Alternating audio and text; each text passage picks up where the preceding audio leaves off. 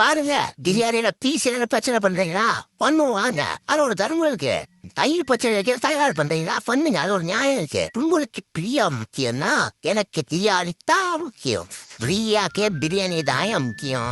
பிரியாணி ஏங்க இவ்வளவு சுவையா இருக்குன்னு யோசிச்சிருக்கீங்களா?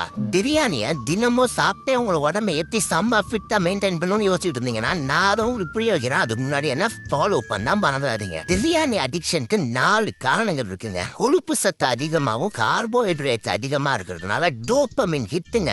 முதல் வாய் எடுத்து வச்சோனே பிரெயினோட ரிவார்ட் பார்த்து ஓபன் ஆயிடுது. அதனால இன்னமும் கேட்க ஆரம்பிச்சிடும். ரெண்டாவதா உமாமி ஓவர்லோட். அதுல ஆட் பண்ற இறைச்சி மட்டனோ பீஃபோ சிக்கனோ நல்லா ஸ்லோ குக் பண்ணி ஆனியன்ஸை கேரமலைஸ் பண்ணதுக்கு அப்புறம் குளூட்டமேட்ஸ்னு ஒரு விஷயத்தை ரிலீஸ் பண்ணுது. உங்க பிரெயினை ரொம்ப விரும்பக்கூடிய ஒரு சேவரி ஃபிளேவர் கொடுக்குதுங்க. பிரியாணியை பார்த்து தான் அது பிரியாணின்னு சொல்லணுங்கிறதுக்கான அவசியமே கிடையாதுங்க. ஏன்னா அதோட வாசமே அவ்வளவு சூப்பரா இருக்கும். நல்ல மென்மையான ரைஸ் பாஸ்மதியோ ஜீரக சம்பாவோ, ஜூசியான மீட், கிறிஸ்பியான ஆனியன்ஸ், இது எல்லாத்தையும் கலவையில சாப்பிடும் போது நானா சொல்லணும் உங்களுக்கே புரியல. சின்ன கால இருந்தாலும் நல்லா தான் இருக்கு. ஜாபு பிரியாணி சாப்பிட்டு எப்படி பாடிய ஷேப்ல வச்சுக்கிறதுன்னு இப்ப பாத்துக்கோங்க. வாங்க 1 to 1.5 கப் ரைஸ் மட்டும் எடுத்துக்கிற மாதிரி பாத்துக்கோங்க. குட்டி வல்லு வதக்கினதா அமுத்தணும் அவசியமே கிடையாது. அளவுல கூட சாப்பிடலாம் பிரியாணினா.